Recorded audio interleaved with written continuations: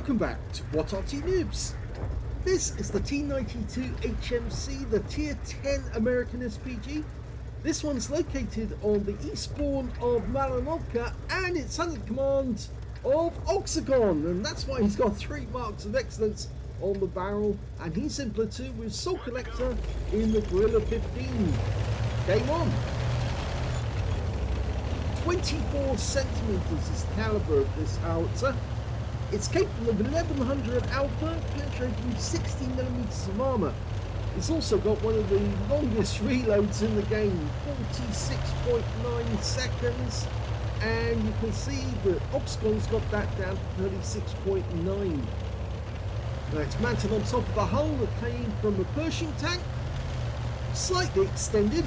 It's slightly bigger because of course it's got a lot of weight to carry, and he's ready for action.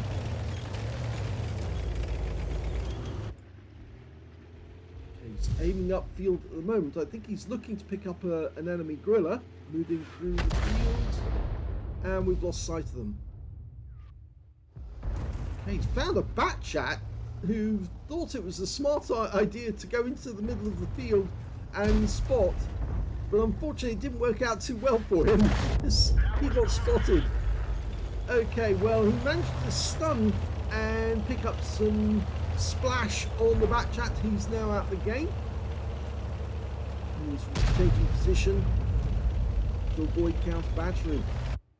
There's 3 Arty on either team actually. That Wargaming said they weren't going to do 3 Arty on either team, but I think they get so much demand for Arty playing that they have to put 3 in sometimes, otherwise the waiting times would just be horrendous and no one would get a game, and of course everyone would then go to another game. Okay, Posh 155 rounds out. Oh, that was a good one. He landed the round directly behind the rock, and the Bosch got taken out by splash from the bat chat 155-58 directly afterwards.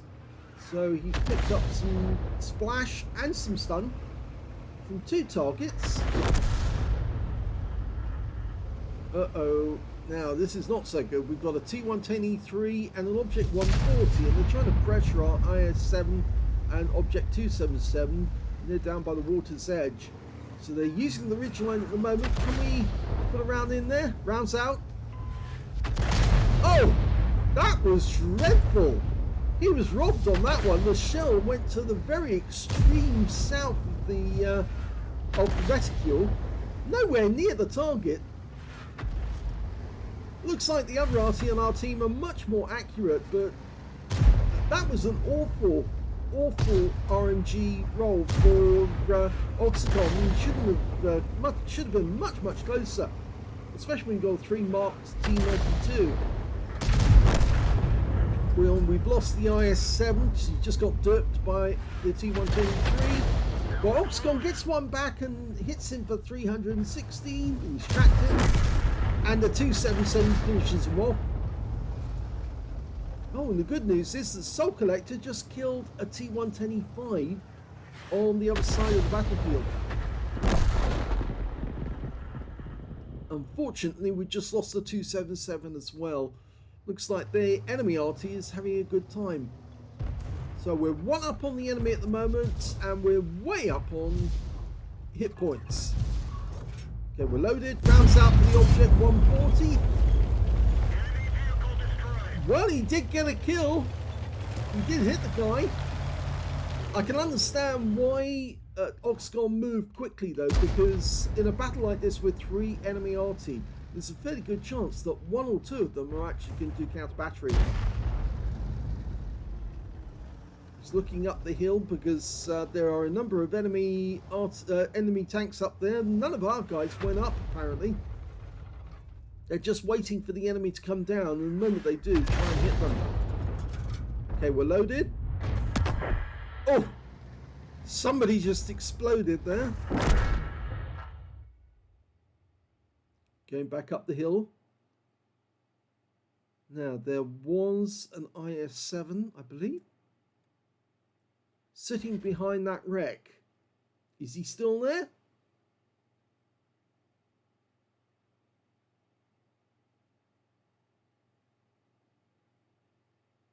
It's gone rather quiet for a moment. Oh, yes, he is still there. Rounds out. And yes, he gets a hit.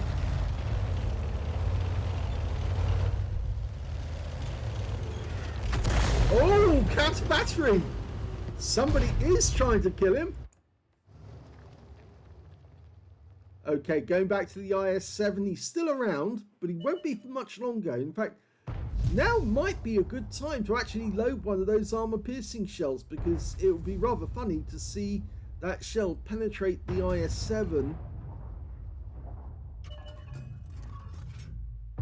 Fires the HE round in and moves straight away to avoid counter battery. 307 hit points, and the IS-7 takes another hit afterwards, so he gets some stun assist off that.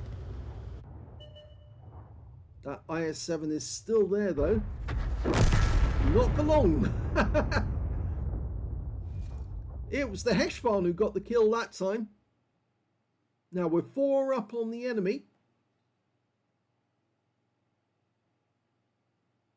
He's looking at the bottom of the hill at the moment, but I don't think there's anyone down there. I'm wondering if he thought that the Centurion Action 10 that we last saw up on the lower part of the hill had actually gone down the side of the hill into cover.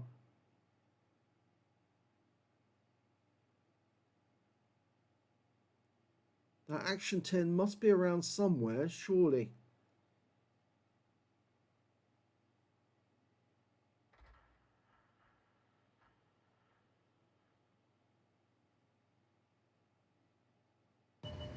There he is.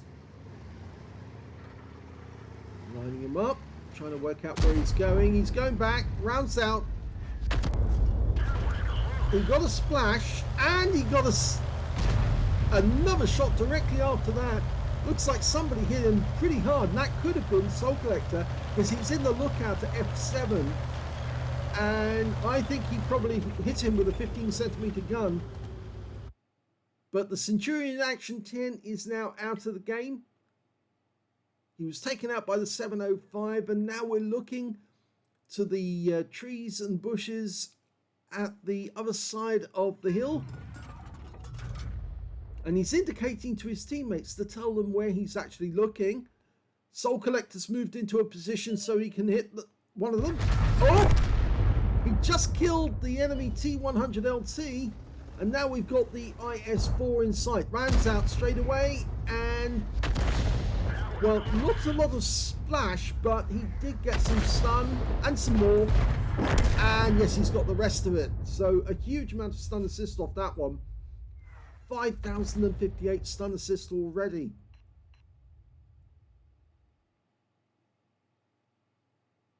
Not sure if he's going to get another round in, but there's only 3 Arty left on the enemy team and 1 tank destroyer, the Striv 103P, which right, reliably assured by the Swedes is actually a tank, not a tank destroyer, but yeah, we'll let them have that. Well, that, according to Jingles, that's the case. Rams out the Striv. Oh, a big hit, 411, and he's out the game. And we just saw the tracer from one of the enemy Arty. And now we've got the other 2, the Object 261 and the GWE. GWE just got wiped out. There's only these 2 Arty left, and that's it. The game's over. It's a victory.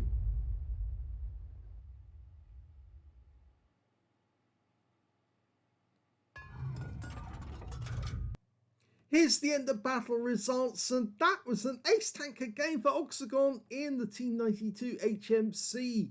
He managed to get a bruiser medal for getting at least 5 critical hits. In fact, he managed to get 10, and he also got a Confederate as well for hitting more of the enemy than anyone else on his team. If we look at the team score, we can see that, well, he didn't get the highest damage in the game. That actually went to his platoon mate, Soul Collector, who got 3,909 hit points of damage. The second highest damage went to that Centurion Action 10, the one that was up on top of the hill. He got 3,311. And the third highest damage went to the Striv 103B on the enemy team, 3,269. So those guys were definitely enjoying themselves during that game. You can see the Oxagon only got 2,224 hit points of damage, but that actually puts him in 7th place overall, because there's 5 ahead of him on his own team and 1 on the enemy team that's ahead of him as well. When it came to kills, it was the 705A who did the best with 4 kills. Soul Collector got 3, along with the Object 261 on the enemy team. And we can see the Oxagon only got 1 kill. He was beaten by the T92 on the enemy team, who actually got 2 kills in that one, but he missed out on a Confederate. If we look at the base XP though, we can see the Oxagon got the highest in that one. 1,088 went to him. The only player to get over 1,000. 912 went to the Object 705A, and the 3rd place was 807 to Soul Collector. Oxagon fired 10 shots. Got 1 direct hit on the enemy and 0 penetrations. He was having a dreadful game in that one in terms of the actual accuracy. RNG was definitely working against him. You saw some of those shots weren't even landing anywhere near the target that they were aimed at, but they still stunned it, because these shells have absolutely massive stun radiuses and damage radiuses, so they were still causing damage even if they weren't landing on target. He also got 11 splashes in the game, 2,224 hit points, all of it at more than 300 meters, damaged 8 in the enemy, killed 1, so there's the Confederate, 418 hit points of damage assistance, that's where he tracks someone, 5,618 hit points of stun assist of 10 stuns, and that's where he earned the ace tanker, because he did so much stun, he allowed his teammates to actually get damage on the enemy. On a premium count, he earned 56,891 credits for the battle, and after a resupply of ammunition and consumables, took away 48,871 credits profit, 1,088 XP, 245 for playing in the platoon, and 1,877 experience points altogether. So a very good game in terms of getting XP, but unfortunately RNG was not on Oxagon's side on this game. And yes, only 1 attempt at counter battery by the enemy. A good attempt. He did aim exactly where Oxagon was, but Oxagon was moving immediately after each shot. And although that actually took away some of the enjoyment on at least 2 shots that he fired, where he actually did get a kill on one of those shots before and moved away before he could actually be counter batteried. At least it saved him, and he ended up getting staying alive in the game. Otherwise, that might have been a direct hit and a wipeout.